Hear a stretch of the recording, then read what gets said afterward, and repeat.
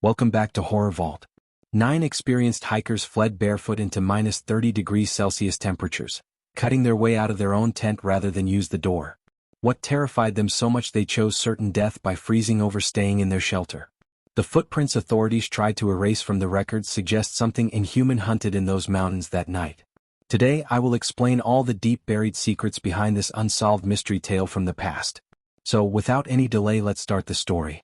Frozen Whispers, the Dyatlov mystery. The tape recorder clicked on with a whir of static.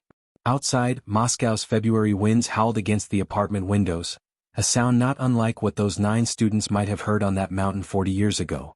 Professor Kuznetsov, thank you for agreeing to this interview, I said, adjusting my notepad. The elderly man across from me nodded, his weathered hands trembling slightly as he lifted his tea. His eyes carried the haunted look I'd seen in others who'd ventured too deeply into the Dyatlov case. You should understand something before we begin, he said, his accent thick but English precise. I have spent my life examining the evidence, and what happened on that mountain in 1959 cannot be explained by avalanche theories or hypothermia alone. There are darker possibilities. I leaned forward. The Yeti rumors? His expression darkened. In science we dismiss folklore. But science also demands we examine all evidence. The footprints found near the tent. They were not human nor any known animal in the Urals. The tape recorder spun, capturing his words as the story began to unfold. The journey begins. January 23, 1959.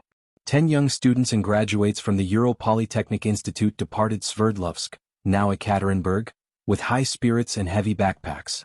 Led by Igor Dyatlov, a 23-year-old radio engineering student known for his meticulous planning and calm leadership, the group aimed to reach Otorten Mountain, a name that would later seem prophetic in its native Mansi language meaning, "Don't go there."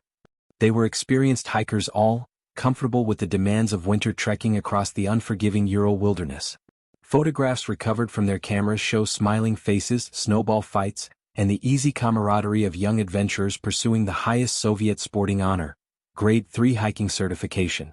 Yuri Yudin, the 10th member, turned back on January 28 due to sciatica pain. This decision saved his life. As he parted from his friends at the village of Vizhai, their last stop before the wilderness, he couldn't have known he was witnessing their final days. They were singing, Yudin would later recall during a 1990 interview. I remember watching them disappear into the treeline, their voices carrying back to me through the cold. I've spent my life wondering what I would have done if I'd stayed. If I could have saved them.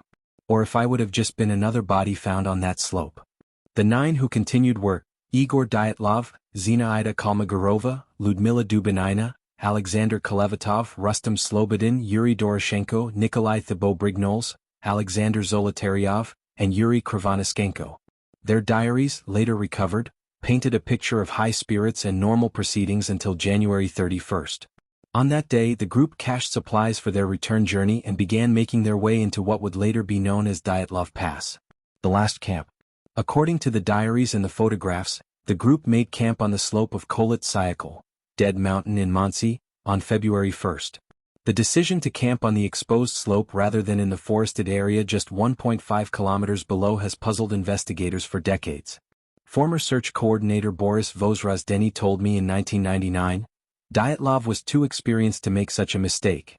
Something must have prevented them from making camp in the trees, where they would have been protected from the wind. The group set up their single large tent, securing it with their ski poles. Inside, they arranged their sleeping bags and began preparing an evening meal. In one of the recovered photographs, Dubinina can be seen laughing as she helps Slobodin melt snow for tea. What happened after nightfall remains the central mystery of the Dyatlov case. The unknown terror. February 1, 1959, approximately 9:30 p.m. Inside the tent, Zina Kalmogorova finished writing in her diary. Her last entry mentioned unexpected cold and strange sounds from the pass. The group had crowded into their single tent, bodies providing warmth against the dropping temperature that hovered near minus 30 degrees Celsius. Dyatlov took the first watch as the others tried to sleep. Outside, the wind carried ice crystals that rattled against the canvas like whispered warnings. It was Krivonischenko who heard it first. A low rumbling that wasn't the wind, wasn't an avalanche. A deep, rhythmic sound. Almost like breathing. "Listen," he hissed, jolting upright in his sleeping bag. The group fell silent. Outside, something moved across the snow. Heavy footfalls. Too heavy for a human. Too deliberate for a typical animal. Alexander Zolotaryov, the oldest at 38 and a last-minute addition to the expedition, reached for the camera. "We should document this," he whispered. As he fumbled with the flash, the footsteps stopped. Directly outside their tent. The canvas wall bulged inward, not from wind but from something pressing against it. Something massive. What followed was captured only in fragments through the recovered evidence. A journal entry abruptly terminated mid-sentence. A flashlight found still switched on. A camera with its last frame showing only a blur of movement against the night sky, and most tellingly the tent itself, cut open from the inside.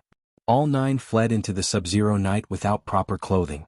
Some wore only socks, others a single shoe. No one took a coat.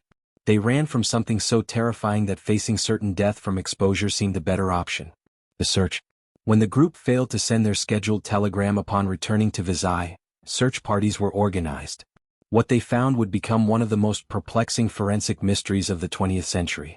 First came the tent, still standing, partially covered with snow, with all the group's belongings inside. Food remained on improvised plates. Boots and coats were still there. Most disturbing was the large tear cut from inside the tent, as if the occupants had fled in blind panic, unable even to use the entrance. Following footprints in the snow, searchers discovered the first 2 bodies on February 26. Doroshenko and Krivonischenko were found under a large cedar tree at the edge of the forest, 1.5 kilometers from the tent. They were shoeless, dressed only in underwear, despite temperatures that had plunged to -30 degrees Celsius. Nearby branches were broken up to 5 meters high, suggesting someone had climbed the tree, perhaps to scan for danger or a safe path.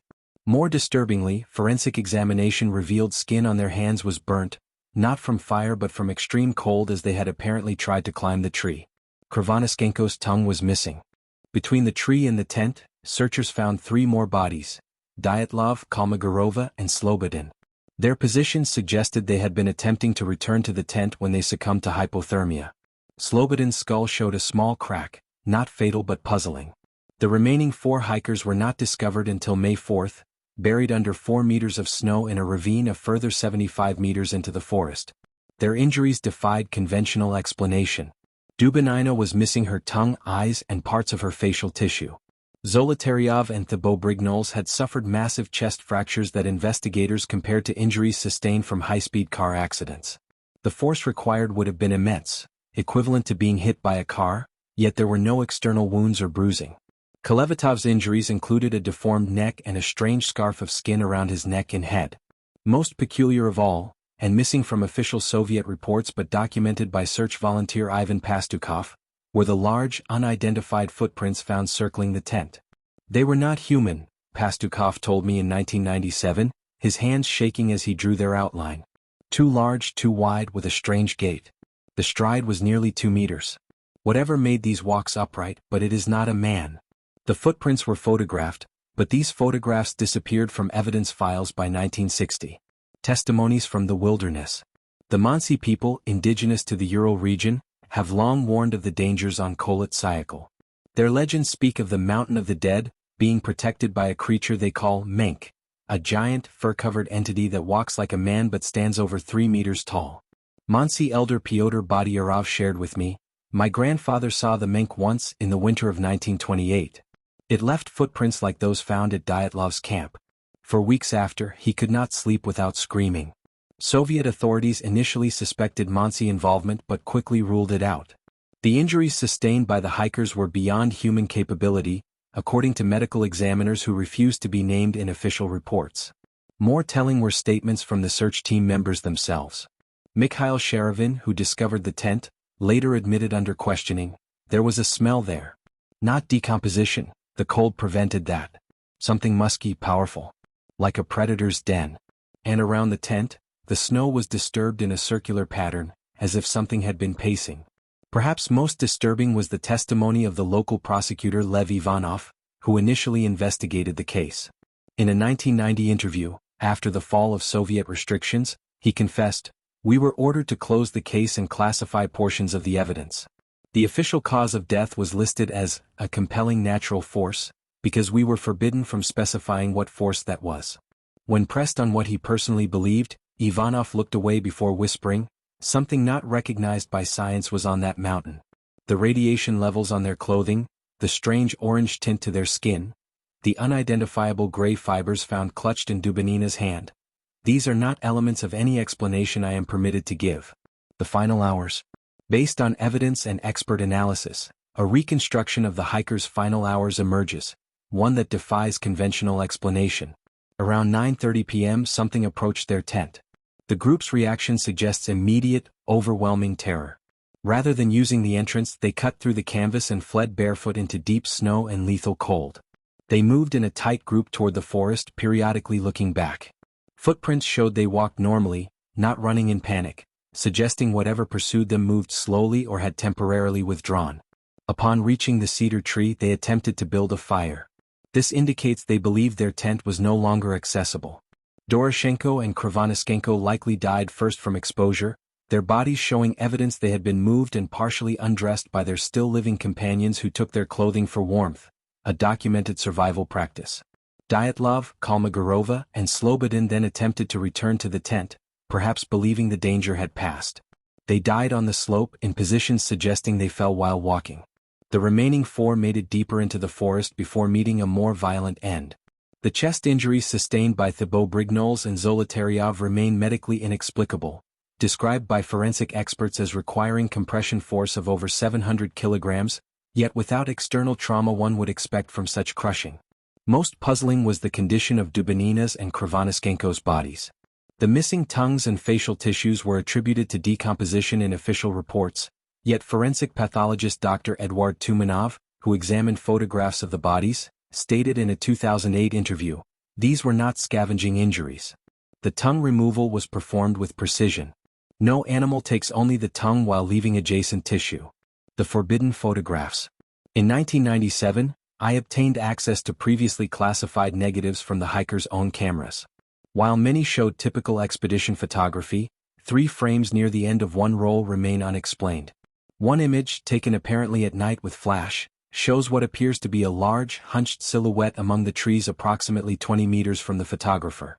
Soviet analysis dismissed this as a double exposure or light artifact, but modern digital enhancement reveals distinctly non-human proportions, broad shoulders, elongated arms, and what appears to be shaggy hair or fur covering the figure. Another photograph shows large, deep impressions in the snow leading away from the tent, consistent with Pastukov's description of the footprints. The final image, blurred and overexposed, appears to have been taken during moments of panic. It shows the interior of the tent, with sleeping bags in disarray, and what multiple analysts have identified as an anomalous shadow, extending across the tent ceiling, far larger than would be cast by any of the hikers. From the Journal of Zina Kolmogorova, January 31, 1959, final entry, recovered from tent. The cold has grown bitter but spirits remain high.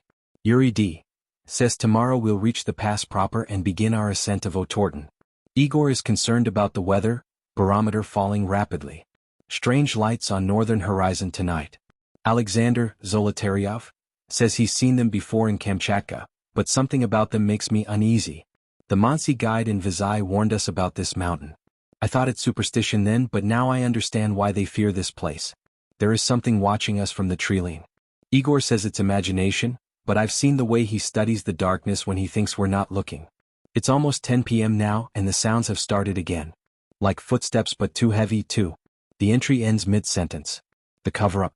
By April 1959, Soviet authorities had classified the case. The area was closed to hikers for 3 years. Families received minimal information, and several documents suggest military involvement in controlling the investigation.